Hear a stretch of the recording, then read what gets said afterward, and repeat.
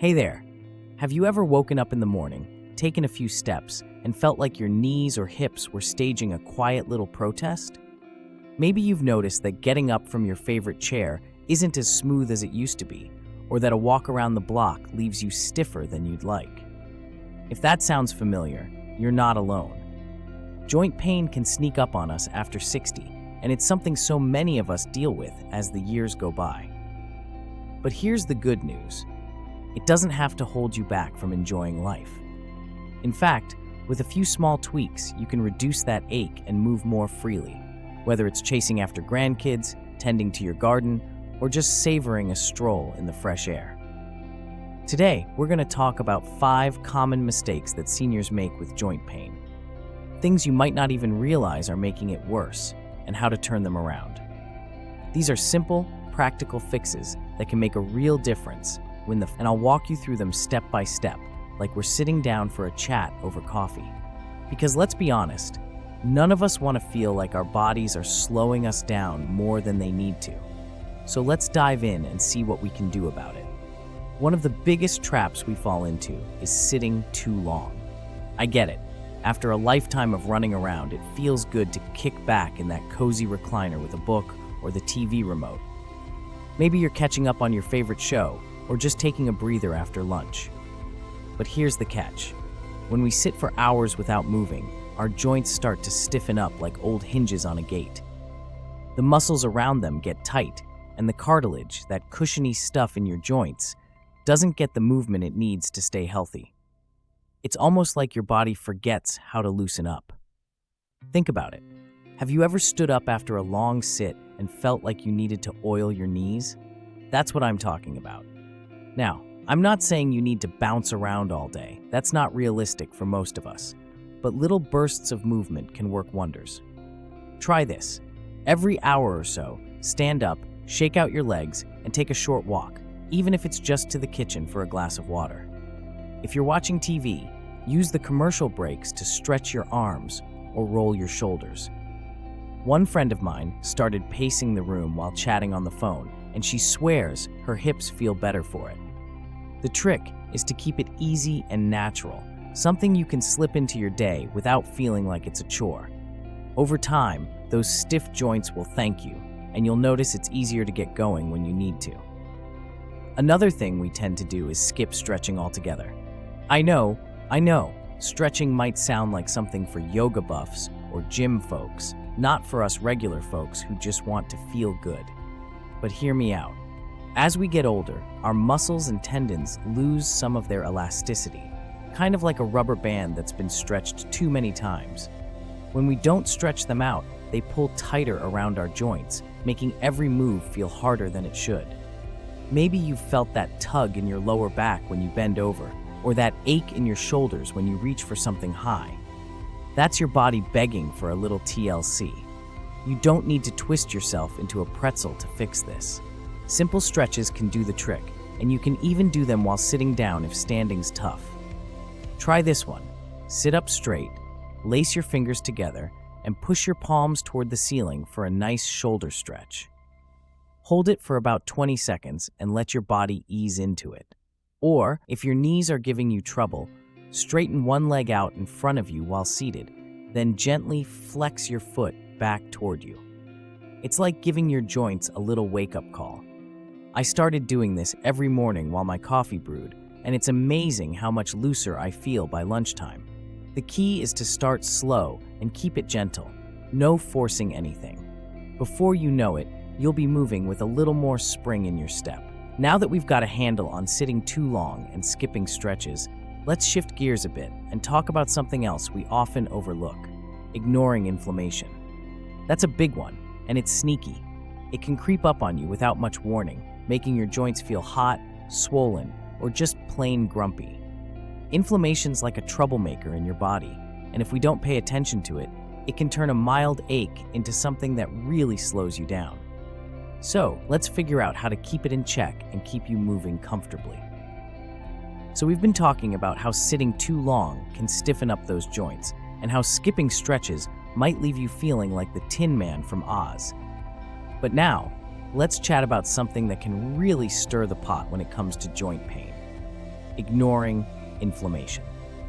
You know that feeling when your knee swells up a bit after a busy day, or your fingers feel puffy and sore? That's inflammation doing its thing.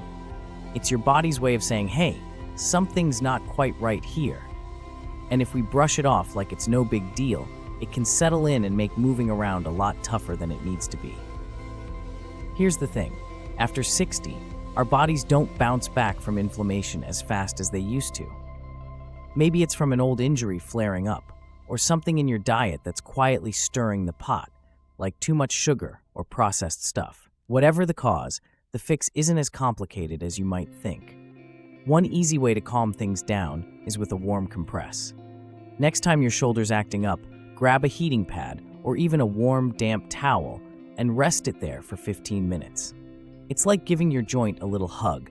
It boosts blood flow and helps ease that angry swelling. I've got a neighbor who swears by this trick. She keeps a hot water bottle by her chair and uses it while reading. She says it's cut her stiffness in half. Another way to tackle inflammation is to think about what's on your plate. I'm not here to tell you to overhaul your whole kitchen, but small swaps can help.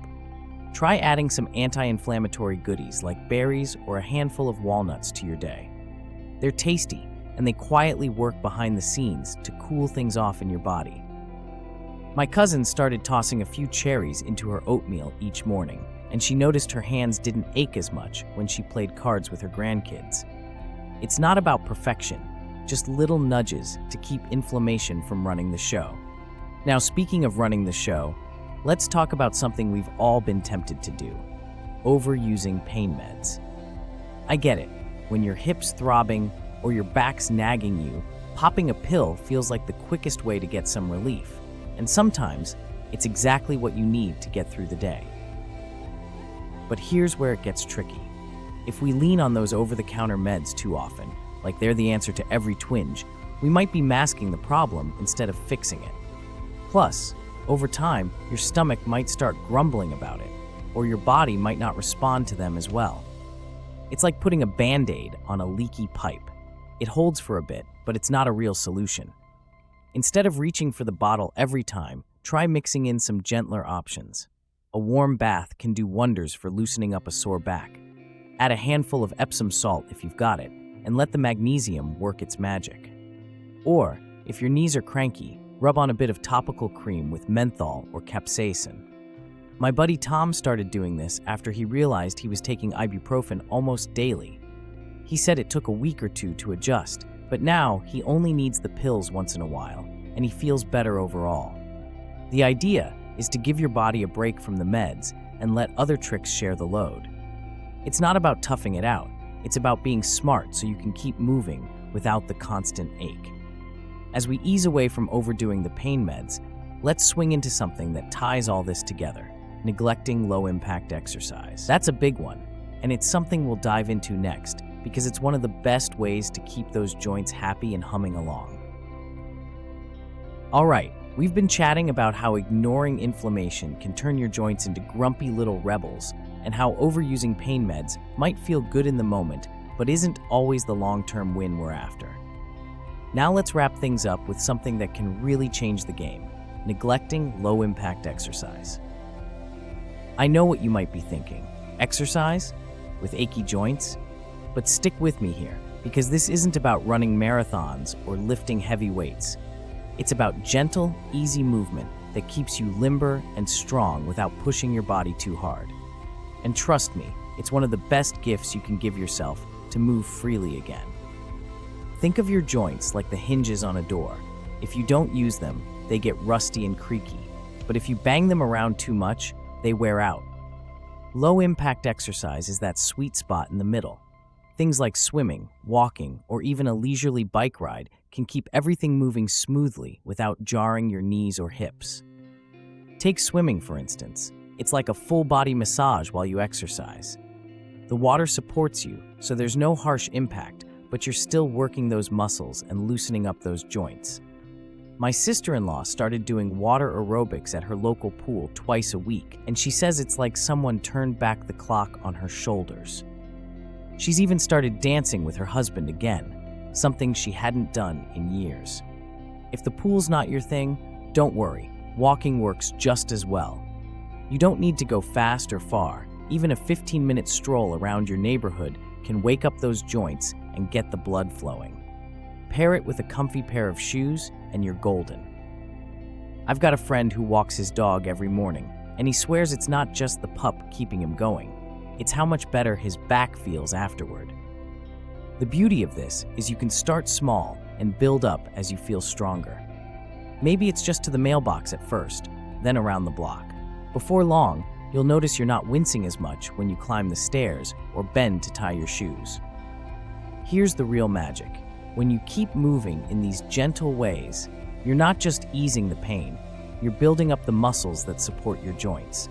Stronger muscles mean less strain on your knees, hips, and back, so you're less likely to feel that ache creeping in.